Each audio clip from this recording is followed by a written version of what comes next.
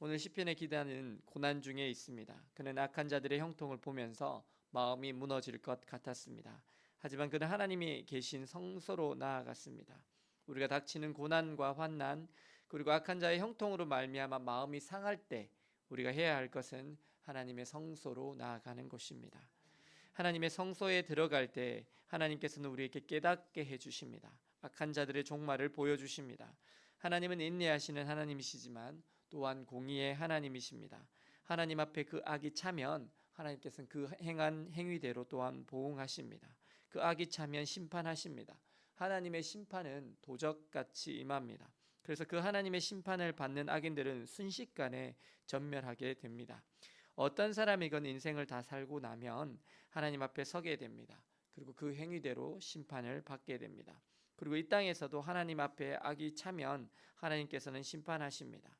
마치 엘리와 그의 아들들이 한날 한시에 죽은 것처럼, 사울과 그의 아들들이 길보아 산에서 전사한 것처럼 하나님께서는 악인의 형통을 계속 두고 보시지만은 않으십니다. 경고를 하십니다. 돌아올 기회를 주십니다. 하지만 그 준엄한 경고를 무시하고 사람의 악이 하나님의 목전에 차게 될 때에 하나님은 반드시 그들을 심판하십니다. 때로는 하나님 앞에 의롭게 살고자 하는 자들이 때로는 무지하고 우매한 것처럼 보이지만, 세상은 그들을 욕하고 조롱하지만 하나님께서는 그 사람을 오른손으로 붙들어 주십니다. 주의 교훈으로 인도하여 주십니다. 다윗이 그런 사람 아닙니까? 사실 사무엘이 이새의 집에 왔을 때 이새에게 다윗은 내놓기도 부끄러운 아들이었습니다. 내세울 것 하나 없는 아들이었습니다. 그런데 하나님께서 그런 다윗을 사랑하십니다. 그리고 그를 선택하셔서 블레셋 최고의 장수인 골리앗을 쓰러뜨리십니다. 그리고 사울의 군대에게서 늘 쫓기고 있는 그 다윗을 나날이 보호하여 주십니다. 그래서 다윗은 하나님을 자신의 방패와 산성 요새이시라고 고백합니다. 시편 18절 2절 말씀에 여호와는 나의 반석이시요 나의 요새이시요 나를 건지시는 이시요 나의 하나님이시요 내가 그 안에 피할 나의 바위시요 나의 방패시요 나의 구원의 뿌리시요 나의 산성이시로다 라고 고백합니다. 하나님은 다윗의 반석이 되셨습니다. 그를 안전하게 지켜주시는 요새가 되셨습니다. 그를 건지시는 분이셨습니다. 그리고 그의 하나님이 되십니다. 그리고 그 안에 피할 그의 바위셨습니다. 그리고 아무도 그를 사울의 군대에서 구원할 자가 없을 때 하나님께서 그의 구원의 뿔이 되셨습니다. 그리고 그의 산성이 되셨습니다. 오늘 우리가 마주한 환난과 고난 가운데서 하나님은 친히 우리의 반석이 되시기를 원하십니다. 우리의 요새이기를 원하십니다. 우리가 그분 안에 있을 때 우리는 안전합니다. 우리가 사망의 음침한 골짜기로 다닐지라도 해를 두려워하지 않는 것은 주의 지팡이와 막대기가 우리를 안위하시기 때문입니다.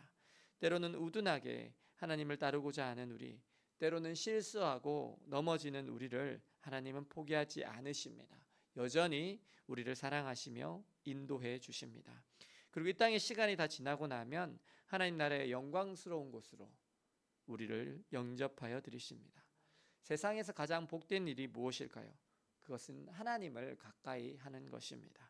세상의 그 어떤 부귀 영화보다도 하나님을 가까이 하는 것이 더 복된 줄 믿습니다. 저는 개인적으로 포기하지 않는 교육을 하나 받고 있습니다. 그것은 영성 지도를 받는 것입니다.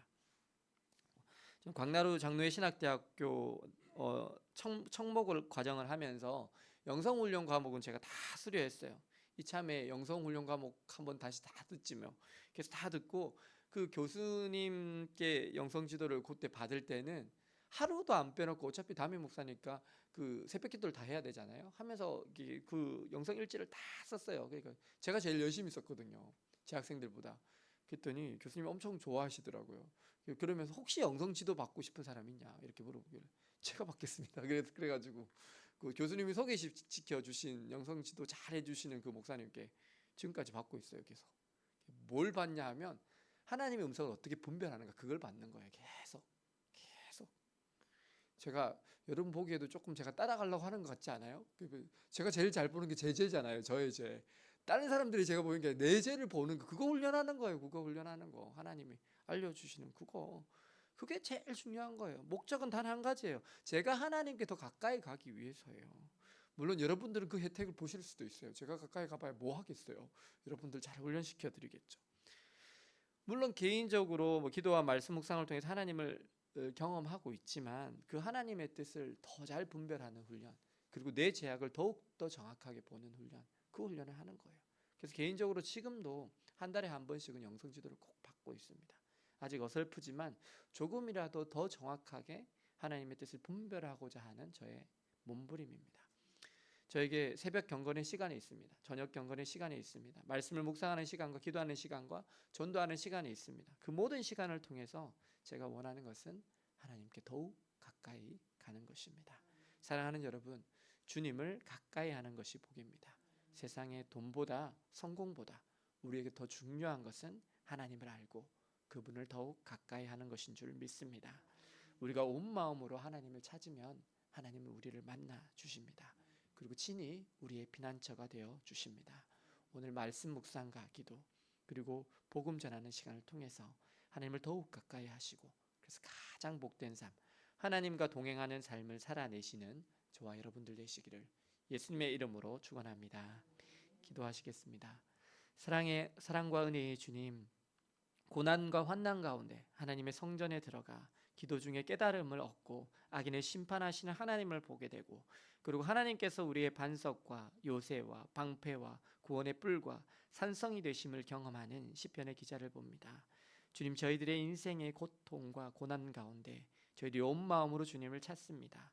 저희들의 기도 시간과 말씀 묵상의 시간과 전도의 시간들을 통해서 주님을 더욱 가까이 하겠습니다. 주님, 저희들을 만나 주시옵소서.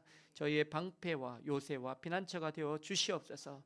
그래서 주님으로 인하여 저희들이 이 악한 세상을 이기게 하여 주시고 주님의 위대하심을 널리 전하는 저희들 다 되게 하여 주옵소서. 예수 그리스도의 이름으로 기도드립니다. 아멘.